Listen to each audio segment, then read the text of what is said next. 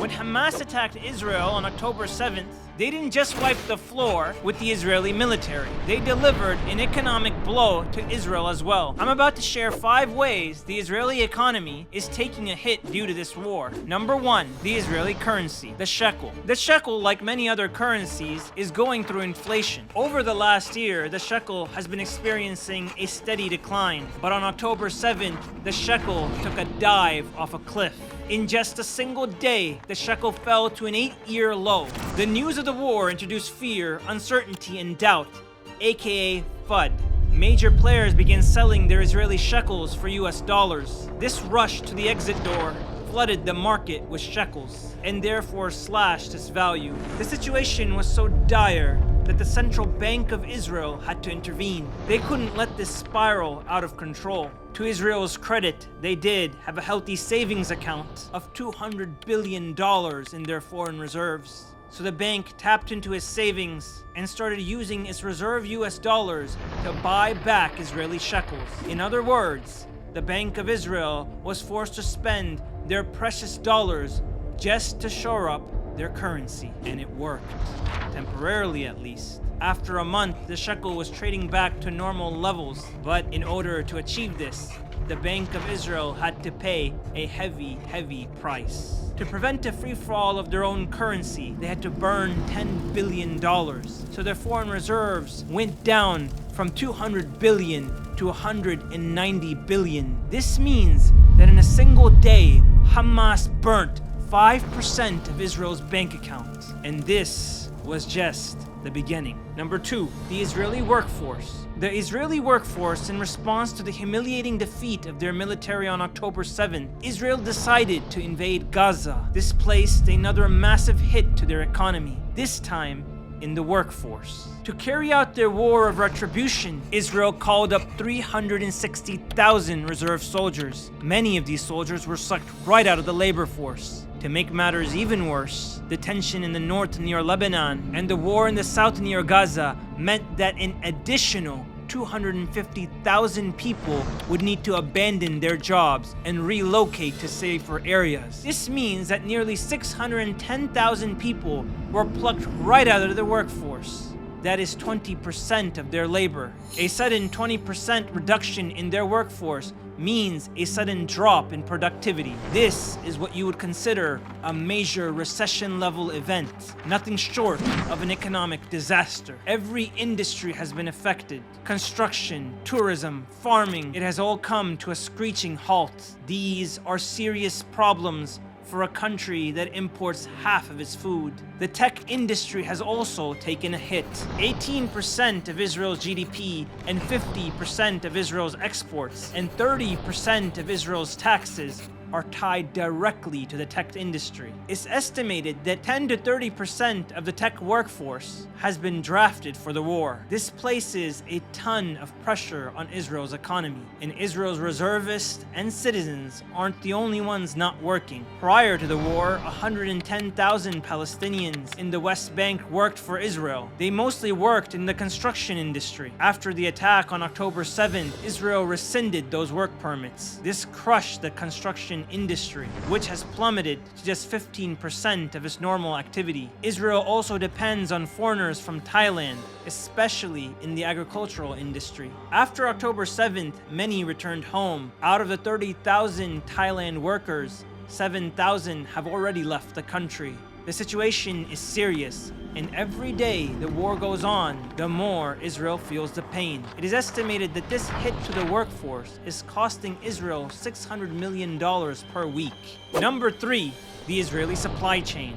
Every economy is dependent upon a supply chain. Israel's supply chain has been wrecked. When the Houthis from Yemen jumped into the war and started attacking Israeli ships, they forced Israel to reroute its shipping lanes. This reroute doubled their travel times, and therefore the cost of goods coming in and out of Israel. Let's take a look at the Israeli shipping company Zim. Normally, they travel through the Suez Canal and the Red Sea on their way to China. But the Houthis sent Israel back in time and forced them to reroute and travel all the way around the Horn of Africa, like the merchant ships of old. That means instead of using the Suez Canal, they had to go all the way around Africa. This situation has become so bad that Israel has sent naval ships to the Red Sea in order to take back the shipping routes and defend their supply chain. Number 4, subsidies and stimulus checks. To cover the losses of businesses and workers, Israel has spent billions of dollars in loans and stimulus checks. This has caused a budget deficit issue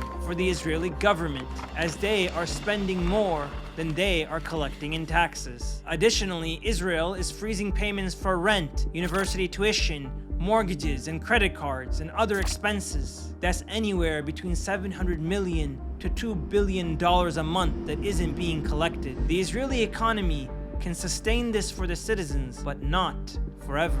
And the problem is that they just did something similar during COVID not too long ago. Number 5, the war. Every single reservist called up for war receives a payment to compensate for their time off of work. These reservists also need healthcare, transportation, protection, food, water, medicine, clothing, etc. This is costly, and it is not just the reservist, of course. Every single bullet, every single rocket, every single missile costs the Israelis. Even with US aid, the costs are mounting. It's estimated that the war is costing Israel $260 million every single day.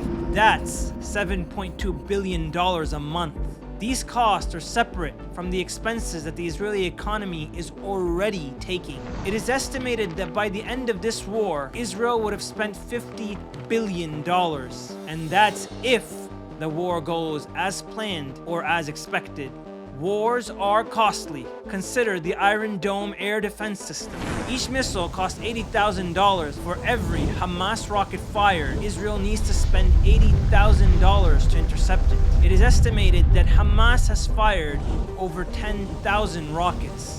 This means that if Israel wants to protect its population from every single rocket fired, it would need to spend close to $1 billion to intercept Hamas rockets. This is just the Iron Dome system cost. For higher flying, faster rockets, Israel has to use its bigger Arrow interceptor system. Every time Yemen fires a rocket towards the Eilat, Israel spends $3 million to intercept it. These numbers aren't exact. Israel doesn't always attempt to intercept missiles, as their radars may determine that the rockets fired are inaccurate and going nowhere. Still, the costs are significant. It's estimated that Israel has spent anywhere between $200 million to $1 billion just on intercepting missiles. And this isn't considering Hezbollah's involvement. If the war escalates, so do the costs. Now, let's talk about Israeli armored vehicles. Every Merkava tank costs $3.5 million. Israel used to export these tanks to countries looking to purchase them, but with Hamas destroying Merkava tanks, Israel has had to cancel these exports and hang on to the supply. That is a significant loss in exports.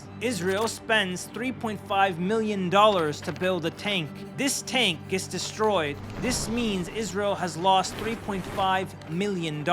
Israel can't sell tanks, which means they are losing the amount they would have sold it for. And to replace the destroyed tank, Israel needs to spend another $3.5 million. It's unclear how many tanks Israel has lost, but Hamas does not need to fully destroy a tank. They just need to hinder its ability to function at full strength. This forces Israel to make costly decisions. Either they fix the tank or scrap it entirely. Both scenarios cost money.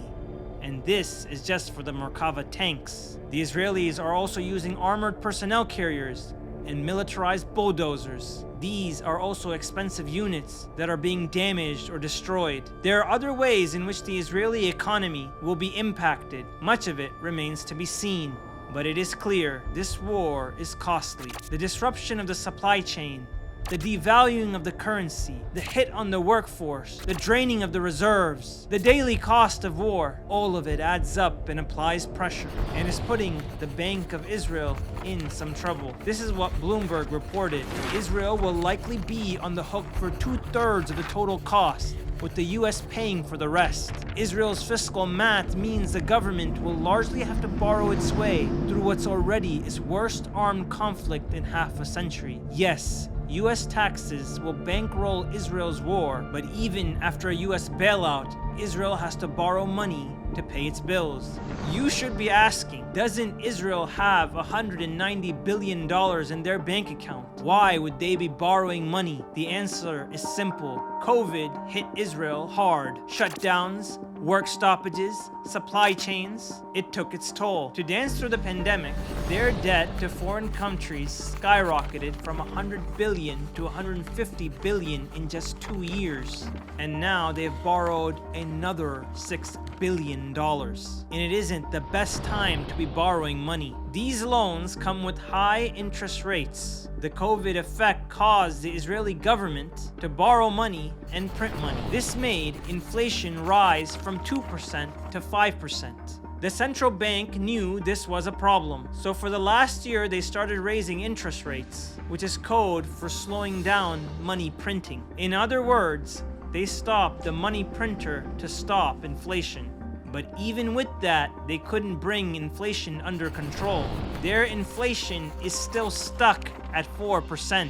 That is twice what they need it to be. The post-COVID recovery was nowhere near completed. It was in the middle of this recovery that Hamas decided to attack Israel. Ever since October 7th, Israel has taken a giant U-turn on its COVID recovery policies. Prior to October 7th, they had been trying to stop inflation, but now they have delayed the war on inflation to fight the war against Gaza. Israel has returned to printing and borrowing money to fund the war. The longer this war goes, the more money Israel loses. You don't have to take my word for it. The official CIA newspaper, The Washington Post, wrote, "The ground assault that began on October 27th, commanders reckoned it would probably last 3 months. Any longer, and the Israeli economy, which depends on the more than 360,000 reservists who were called up, would begin to unravel." Unravel is tick-tock,